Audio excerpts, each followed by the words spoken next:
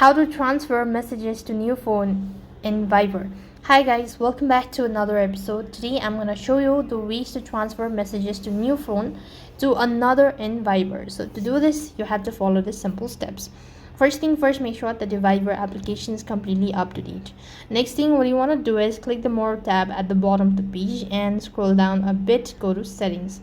When you go to Settings, click on Account and go to Viber Backup. Make sure that you've included photos and videos as well.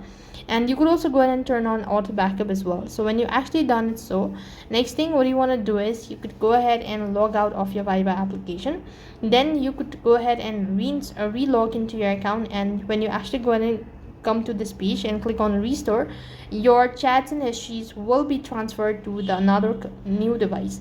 So this way you can transfer messages to new phone on your Viber account. That's all for this video. I hope the video was helpful. Make sure to like, share and subscribe to our channel. Thank you for watching. See you in the next video.